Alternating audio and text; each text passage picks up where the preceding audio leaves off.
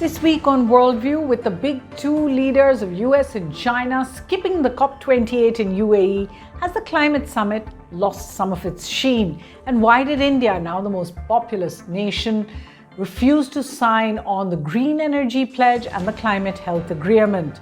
We'll try to break down all the green jargon for you. We're going to go to the Hindu's Jacob Koshi, who's in Dubai at the Expo City there.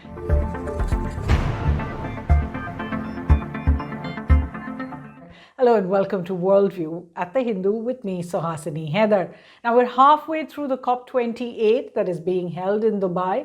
Of course, normally we come to you at the end of COP28, but this will give you a primer on what to expect. 500,000 registrations, 77,000 delegates, 189 countries are all participating in that COP summit that will end next week. And many controversies have also been included, have roiled the UAE Presidency, but then there are many agreements. So let's start with that. The big agreements to begin with, the Loss and Damage Fund, right on the first day. This was something that was held over from the COP27 in Sharm el-Sheikh last year, proposed, remember, by the G77 in order to help the world's most climate vulnerable countries.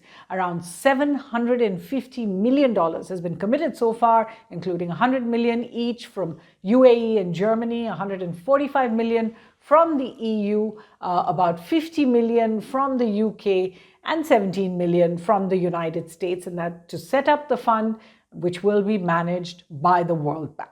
Okay, so on to the next big agreement. It's called GST, but it means Global Stock Take. This will be the first COP where the global stock taking exercise will take place to see just how the world's actions in the past few years measure up against the promises they had made at the Paris Agreement in 2016, what was called COP21 at the time. The third agreement, a green pledge. The COP28, that means this time, they have cleared a global renewables and energy efficiency pledge. This aims to triple renewable energy generation capacity and double energy efficiency by 2030. It calls for an end to new investments in coal. And of course, India has been particularly prickly about this issue of cutting down coal and did not sign on the agreement. Then there's a health pledge. On the first health day of the COP28, global leaders came together, endorsed a health and climate change declaration that sounded the alarm on the severe health implications of climate change. Again, India did not sign on to these because of some of the commitments that they required. Next, we come to climate finance, which is still in the works. In fact, this COP hopes to sort out at least the definition and the mechanics of delivering $100 billion in climate finance that had been pledged by OECD countries way back in 2009. It was due to start in 2020. That pledge has not been kept so far. So everyone watching to see what progress is made. And then, of course, the debate over fossil fuel. This is something which is hotly debated at the COP, particularly this time, as big consumers and big economies, especially China and India, say they're against any immediate curtailment of coal on the grounds that it's necessary for the economy and for development. At present, differences are likely to emerge on the phrase just and orderly phase out of fossil fuels that appears in the draft global stock-taking text. India, remember, had clarified in Glasgow that if at all cuts must be made, they must be on all fossil fuels, not just on coal, because it needs coal for thermal power. In fact, about 73% of Indian power generation is based on coal. Also oil and gas, of course. At COP26, which was in Glasgow in 2021, both the US and China had actually supported India's coal. To call it a phase down rather than a phase out of coal. Let's see what happens this time and whether that phrase phase out is kept in the global stocktake text. In his speech at the inaugural session with leaders, Prime Minister Narendra Modi made several points. So what were the broad points from his speech? One, that India has 17% of the world's population. It's the world's most populous country, but its share in global carbon emissions is less than 4%. Climate agencies say that figure is actually about 7% in all, but even so, much less than the population India has. Also, India is one of the few economies in the world that is on track to meet its own NDC targets. And of course, nationally determined contributions are decided by each country on their own. India's target is to reduce emissions intensity by 45% by 2030, he said. He also said India will increase the share of non-fossil fuel to 50% of installed electricity capacity, but he still did not want to sign on to any of those global pledges for that. India is sticking to a net zero target of 2070. Remember, many have asked for it to be brought to 2050, but India has stuck to its guns and said, honestly, we will only commit what we can keep to. India and the UAE also launched a green credit initiative, and of course the big announcement that India would like to host the COP33 to be held in 2028. Remember, India last hosted the COP, the Conference of the Parties on Climate Change, in 2002. Listen in to what Prime Minister Modi said. साथियों, पिछली शताब्दी की गलतियों को सुधारने के लिए हमारे पास बहुत ज्यादा समय नहीं है। मानव जाति के एक छोटे हिस्से ने प्रकृति का अंधाधुंध दोहन किया, लेकिन इसकी कीमत पूरी मानवता को चुकानी पड़ रही है। विशेषकर ग्लोबल साउथ के निवासियों को सिर्फ मेरा भला हो, ये सोच दुनिया को एक अंधेरे की तरफ ले जाएगी। इस हॉल में बैठा प्रत्येक व्यक्ति, प्रत्येक राष्ट्राध्यक्ष बहुत बड़ी जिम्मेदारी के साथ यहां आया है। But of course, it wasn't all climate work there in Dubai. Prime Minister Modi met with a number of other leaders on the sidelines. He was discussing the Israel-Hamas conflict with leaders from the region, including Israel President Herzog, who was there, the first meeting since the October 7th terror attacks on Israel, and then the bombardment began of Gaza. The UAE President, he also met with the leaders of Jordan, other countries in the region, as well as the UN Secretary General Antonio Guterres. The sentencing of 8 Indian naval officers came up apparently in the meeting with the Emir of Qatar, although the Ministry of External Affairs did not confirm this. And then meetings with neighborhood leaders like Sri Lankan President Ranil Wickremesinghe and the new president of the Maldives, Mohammad Muiz, who subsequently actually said that Prime Minister Modi had agreed to the Maldives' demand to take back Indian military personnel that was stationed there. Again, the MEA has not really commented on this. And of course, then there was this famous selfie with Italian Prime Minister Giorgia Meloni. She hashtagged the picture between Modi and Meloni as Melody. Watch that. Now, away from all of this more light-hearted moments, there were some controversies, concerns expressed at the COP28. The first really about the no Biden-Xi appearance at COP28. And the absence of the leaders was significant. Some even suggested that neither the US president nor his vice president traveled to the UAE, given the Middle East crisis with the continuing bombardment of Gaza by Israel, which may have given their visit a political color. Certainly, it was being held in the UAE, which has been a big critic of Israel's actions. Then there was Russian President Vladimir Putin, who actually arrived right in the middle of the COP summit, but he arrived in Abu Dhabi and then went on to discuss a number of oil and gas fossil fuel deals. As many said, there was a bit of a conflict there. In fact, a conflict overall about the oil lobby at the COP summit. A climate change activist particularly upset that the UAE itself, a major oil exporter, had a conflict of interest in that COP summit, and that many of those who came to the summit, delegates there, were pushing down targets on cutting fossil fuel production rather than pushing them up. In fact, the UAE COP president himself, Sultan Al Jaber, came under fire. He's not only the head of UAE's renewable energy agency, Masdar, but also of ADNOC, Abu Dhabi's national oil company, which makes it a very interesting mix. In particular, comments that he made indicating that the evidence against fossil fuels for global warming is simply not there, and those came under fire. Here was his response.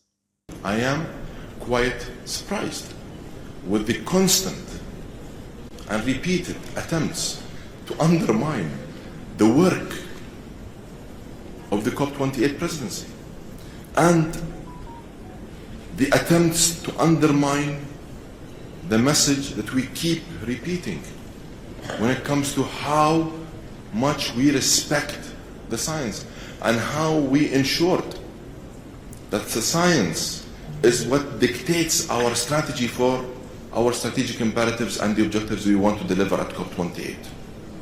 So the UAE COP president quite angry now. Of course, India came in for flack because it didn't sign the Green Pledge, it didn't sign the Climate Health Pledge, saying that climate justice is really the most important principle.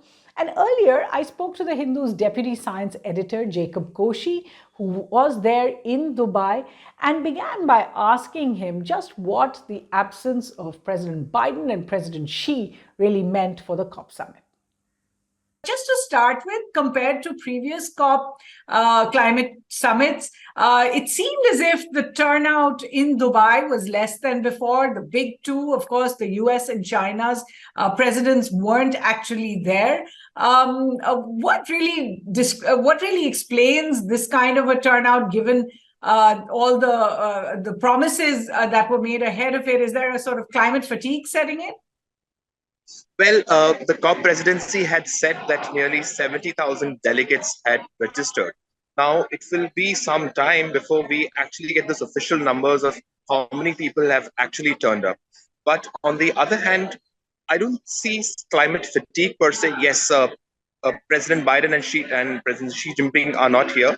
But Suhasini, just a couple of months back, they had, or just a few weeks back, they had actually, President Xi Jinping had traveled to the United States, and there for the first time they had resumed talks regarding climate as well as scientific collaboration. That is when they actually decided to go ahead with something called that is now translated to something called the methane pledge. Basically, the US and China have decided to do something about emissions from methane, which, as we all, is a very potent greenhouse gas, and some say even more than carbon dioxide. Now, they have, of course, sent their representatives. John Kerry is over here, and in fact, he'll be having a press conference later today. But the first week is over. The second week is called the brass tacks week, and that is when you have most of the ministerial delegations actually fighting over various points. There are a lot of climate activists over here. There are a lot of fossil fuel companies. I mean, that's one of the criticisms that people are levying, that there are nearly 2,300 representatives of the fossil fuel industry over here. That is, typically over the years, this has been a very environmental prone conference. More and more businesses are getting in, and that seems to be upsetting some people. But it is still vibrant. It is still there's a lot of activity happening. Challenging to keep track with everything. So I don't see any climate fatigue set in. There's also the controversy over the COP president himself, Sultan Al Jaber, who heads up UAE's renewable energy agency, but interestingly also heads up ADNOC, the UAE's oil company. Is that being seen as a conflict of interest, or is it being seen of a way of bringing the fossil fuel stakeholders into the room? So Suhasini, Sultan Al Jaber's role as the CEO of Abu Dhabi National Oil Company and the COP presidency, the conflict of interest is very stark, because let's face it, at the end of it, the UAE is one of the biggest exporters of oil. But this has been a controversy that's been on for nearly a year. So people have, pointed out this issue that he really doesn't believe in the science. But Sultan Ahmed Al Jaber's basic point, and the point that he repeatedly stresses, is that he wants all players to be in. So he just doesn't want just companies and countries and activists. He wants the biggest contributors to the climate problem, and that is really the fossil fuel industry. He wants them to be on the table, and he wants them to take on cuts, which is why even on the day before the COP, he announced this pledge by several oil companies to actually go net zero by 2050. We don't have all of the names yet, but that was one of the headline statements that was made even before the COP. The biggest impact that we have seen is in the wording of the draft text. It's called the Global Stocktake text. Remember, Global Stocktake is just one of the elements that will come up in the final draft next Thursday. It is just one component, but it is seen as what will be the biggest outcome of this particular COP. Now that says that we need a just and orderly transition away from fossil fuels. Swasini is one of the most mind-boggling things ever that in all the 30 years of COP, there has never been a official acknowledgement by the UNFCCC or all the UN body that fossil fuels specifically are contributing to the climate crisis. In last 2 years ago, we had discussions on coal, but coal is just one of the fossil fuels. But it's the first time that fossil fuels per se is seen as the villain and not just greenhouse gas emissions. And there is an attempt now that we have to phase out fossil fuels. So this wording is there. There's a very good chance it will get eliminated in the final text because it is fairly controversial. It is fairly contentious. But the very fact that this already exists now is something to really wait and watch out for. India has in the past insisted on the term phase down rather than phase out, not that it's very clear what the difference is. So for India's stand, what is being articulated right now, there is no official statement, but from the statements of Prime Minister Narendra Modi, from the statements of Foreign Secretary Vinay Kwatra, India's stand is very particular. It has got red lines. It says that we will be expanding our renewable energy capacity, but the world cannot tell us which fuels to cut and which fuels we shouldn't cut. Coal is necessary for India's economic growth, is necessary in the near and short term. And India says that it cannot be told to cut on coal simply because it is what science says it is the dirtiest fuel. In other parlances, India has also pointed out, for instance, the United States, when the United States is committed to phasing out coal, it does nothing about phasing out oil and natural gas, which are the fossil fuels that drive the US economy. So this stand of India and of other developing countries, China too is consonant with India on don't tell us what to do with coal. Okay. So India's stand is still pretty consistent on this. And that is one reason why India hasn't really signed certain pledges, that is the Global Energy Efficiency Pledge and the Global Health Pledge, because indirectly, all of these pledges, while committing to greater renewable energy, somewhere below, there are lines which say that we shall completely phase ourselves away from fossil fuel or coal. And that is something which India cannot accept in formal international treaties. Is India, in that sense, a little out of step with what the global south and the developing world has been asking for by not signing the Green Pledge or the Climate Health Pledge? Well, technically, it looks a little bad because in the G20 New Delhi Leaders Summit, India has actually claimed credit for being able to introduce a language that the world must, that we all must strive to triple installed renewable energy capacity by 2030. India's nationally determined contribution already says that we will be putting in 500 gigawatts of non-fossil fuel energy, electricity by 2050. So technically, India actually should have just signed onto the pledge. But as I said, this is it comes with a caveat of coal. And India really isn't, India isn't seen as obstructionist yet because there is also China, which has a similar reliance on coal. There is the United States, which doesn't rely much on coal. It relies 20% on coal, but most of it is still fossil fuels. In natural gas and oil. There is the EU too, which has, while having the greatest commitments, having done the most to reduce emissions, is also now dependent on gas post the Ukraine war.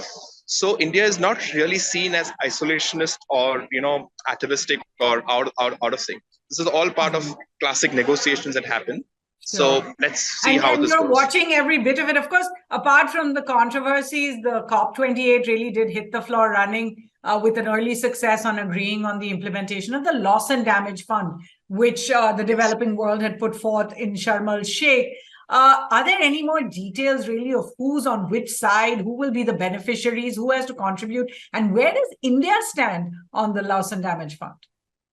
So loss and damage fund, historically, India has, it's not official, but India never really sees itself as a beneficiary of loss and damage funds because the fact is India is just too big a country and it really cannot, when compared to small island developing nations or several African nations that are not as industrialized as India, but already face significant impacts from climate disasters, India does not really see itself as actually gaining a lot of money from the L&D fund. There was even a talk that, should India actually be a contributor to the loss and damage fund? But India also doesn't see itself as a contributor. So in the larger story, this really isn't something that immediately will affect in India. But given that India is seen as a kind of leader of the global South, and the global South consists of a lot of these countries which will benefit from it, it is kind of seen as a victory for India too. When is the final declaration expected? The final declaration of COP28 is technically expected on Thursday. It all depends on what kind of consensus is reached. It could spill over into a day extra, which is quite possible. It is also possible that countries reach no conclusion and they just don't call it an agreement, but they just end up with something called a declaration. So, but there's a 99% of the chance is that it'll end on Thursday. So the Hindu's Jacob Koshi there, and you can follow much more of Jacob's reportage there on the Hindu's website, www.thehindu.com. So what's Worldview's take? It doesn't take 77,000 delegates to fly to a conference in West Asia to study whether the world is on track with the goals they established at the COP21 in Paris in 2016. It should be fairly clear that the world has failed to ensure goals on mitigation of greenhouse gases, keeping global warming in check, climate change adaptation, and climate finance. While India has done better than many, especially given its large population, it has failed in one respect, in not broadening the scope to tackle climate change at a regional level where it can be effective across South Asia, which is one of the world's most climate vulnerable areas. Let's get you some Worldview reading recommendations, and I should say there are so many books out there, so these are personal choices. The first right up top, 3 books by Amitav Ghosh: The Great Derangement, Climate Change and the Unthinkable, Nutmeg's Curse, Parables for a Planet in Crisis, and then the latest, The Living Mountain. Also, a series of books by another expert, Drawdown, the most comprehensive plan to reverse global warming. This is a series of essays edited by Paul Hawken, who is this expert, especially on solutions. He's written the book Regeneration, Ending the Climate Crisis in One Generation. Then another very famous name, Naomi Klein. This Changes Everything is the book, Capitalism versus the Climate. That's her classic, if you like, from 2014. It's been followed up by On Fire, The Burning Case for a New Green Deal. Another book that's really been recommended, The Uninhabitable Earth, A Story of the Future by David Wallace Wells. It's acclaimed and also recommended by Jacob.